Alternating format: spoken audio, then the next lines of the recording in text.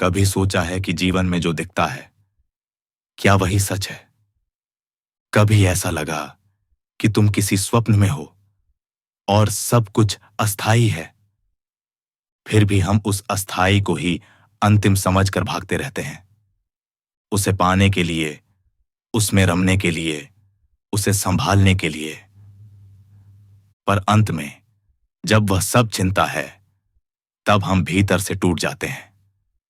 वहीं से माया की पहचान शुरू होती है। माया कोई राक्षस नहीं, कोई अलग शक्ति नहीं। माया वह भ्रम है जो सत्य को ढक देता है। माया वह पर्दा है जो आत्मा और परमात्मा के बीच खिंचा है, जिसे हम जीवन कहते हैं। शरीर, मन, इंद्रियां, विचार, सुख दुख सब माया के अधीन है। माया सुंदर है, आकर्षक है, रंगीन है।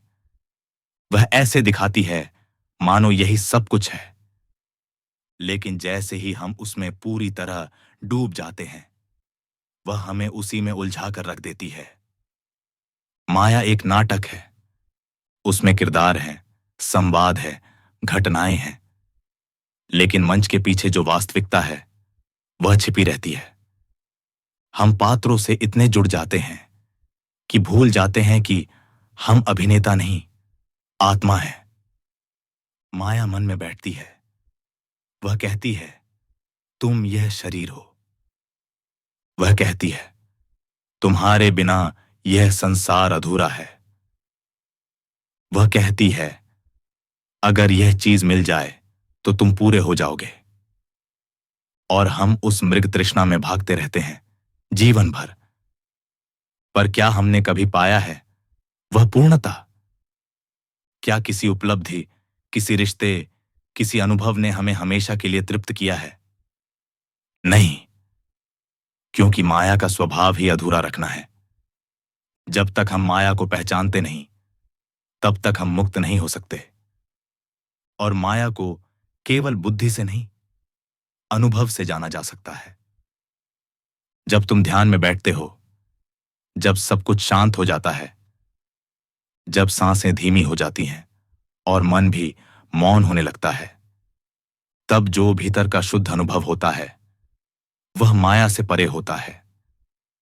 वह सत्य का अनुभव है। माया से बाहर आने का मार्ग कोई तर्क नहीं, कोई बहस नहीं। वह केवल साधना है। वह केवल अंतर्मुखता है। वह केवल प्रेम और समर्पण है। माया को दूर करने के लिए कोई तलवार नहीं है। उससे पार जाने के लिए केवल प्रकाश चाहिए, आत्म जागरूकता का।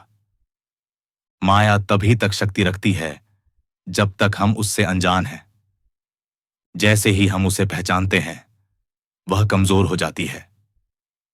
परमहंस योगानंद कहते हैं जब मन ईश्वर की ओर मुड़ता है, माया पीछे हटती है।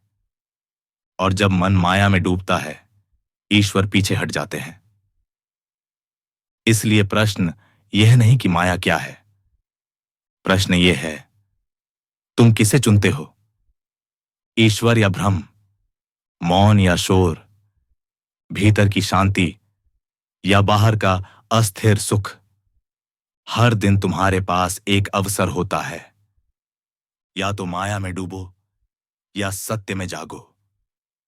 माया तुम्हें सोने देगी, लेकिन आत्मा बार बार तुम्हें जगाएगी। वह हर दुख के पीछे कहेगी जागो, यह स्थायी नहीं है। वह हर प्रेम के पीछे कहेगी यह केवल प्रतिबिंब है, असली प्रेम मुझ में है। माया को हराना युद्ध से नहीं होता, बल्कि जागरण से होता है। अब समय है उस जागरण का। ध्यान में बैठो, प्रार्थना में डूबो, मौन को सुनो। और जब भीतर का दीप जल उठेगा तो माया का अंधकार स्वयं मिट जाएगा। सत्य सदा से तुम्हारे भीतर है। माया केवल उसे ढक रही थी। अब पर्दा हटाओ। अब लौटो उस प्रकाश की ओर जो तुम्हारी आत्मा का स्वभाव है। तुम्हें कभी कभी लगता है कि सब कुछ ठीक है, लेकिन फिर भी कुछ अधूरा है।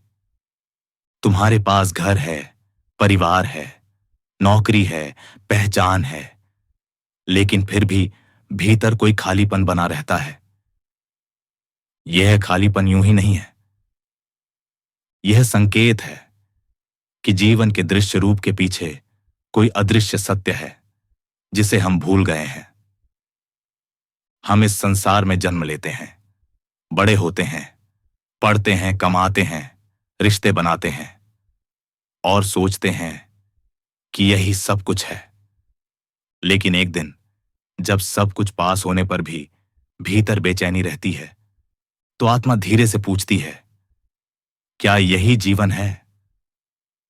वहीं से माया की परतें उतरनी शुरू होती हैं। माया, वह शक्ति जो असत्य को सत्य की तरह दिखाती है।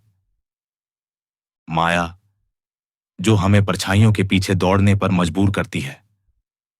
माया, जो संसार को इतना असली दिखाती है कि हम आत्मा को भूल जाते हैं। यह संसार कोई बुरा स्थान नहीं है, यह एक विद्यालय है। लेकिन माया हमें परीक्षा में फंसाकर पाठ भूलने पर मजबूर करती है। हम शरीर को अपना स्वरूप समझ बैठते हैं, हम भावनाओं को ही प्रेम समझ लेते हैं, हम विचारों को ही सत्य मान लेते हैं। लेकिन जो कुछ भी बदल रहा है वह कैसे स्थायी हो सकता है? जो आज है कल नहीं रहेगा, वह कैसे अंतिम हो सकता है?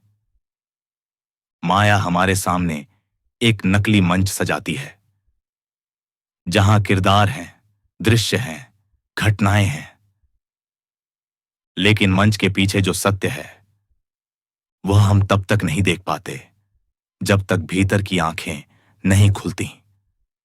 वह भीतर की आंख केवल ध्यान से खुलती है, जब हम बाहरी दुनिया से ध्यान हटाकर भीतर उतरते हैं।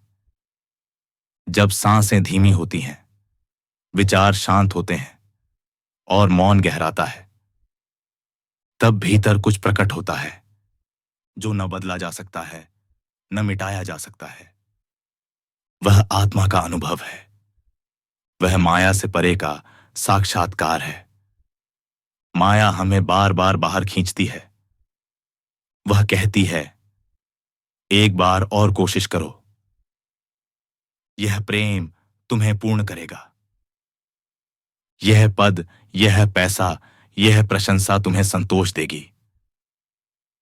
लेकिन हर बार जब हम माया के पीछे भागते हैं, वह अंत में केवल थकावट, भ्रम और शून्यता देती है। फिर भी हम उसी दौड़ में लगे रहते हैं। क्यों?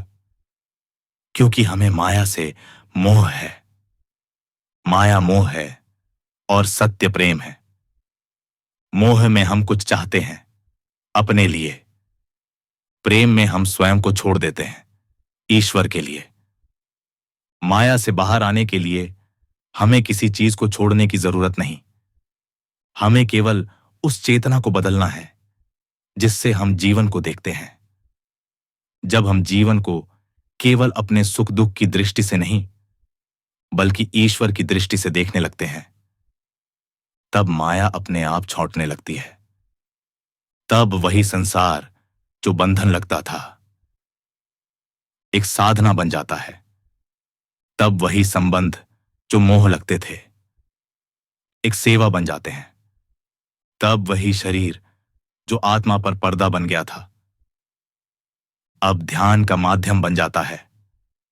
माया से बाहर आने का मार्ग कोई संन्यास नहीं है, यह अंतर यात्रा है, जहां तुम इस संसार में रहते हुए भी उसके पार देखने की कला सीखते हो। तुम अब भी काम कर सकते हो, रिश्ते निभा सकते हो, दुनिया से जुड़े रह सकते हो, लेकिन भीतर एक ऐसा कोना बन जाता है जहां केवल मौन है, केवल प्रेम है, केवल ईश्वर है। वहीं से जीवन बदलना शुरू होता है। अब जीवन कोई संघर्ष नहीं, एक लीला बन जाता है। तब तुम केवल जीते नहीं, तुम जागते हो। तब तुम केवल चलते नहीं, तुम भीतर बहते हो। तब तुम केवल मुस्कुराते नहीं, तुम ईश्वर की उपस्थिति में स्थिर हो जाते हो। और यही है माया से मुक्ति। माया से बाहर निकलने का अर्थ है भीतर की उस दिव्यता को पहचानना जो सदा से तुम्हारे साथ है। अब निर्णय तुम्हारे हाथ में है। क्या तुम उस भ्रम में रहना चाहोगे जो रोज बदलता है, या उस सत्य को पाना चाहोगे जो कभी नहीं बदलता? अब समय है उस मौन की ओर लौटने का, जहां कोई द्वंद्व नहीं, कोई तुलना नहीं, कोई डर नहीं। वहां केवल तुम हो और तुम्हारा परम स्रोत, जहां माया मिट जाती है और केवल ईश्वर रह जाता है।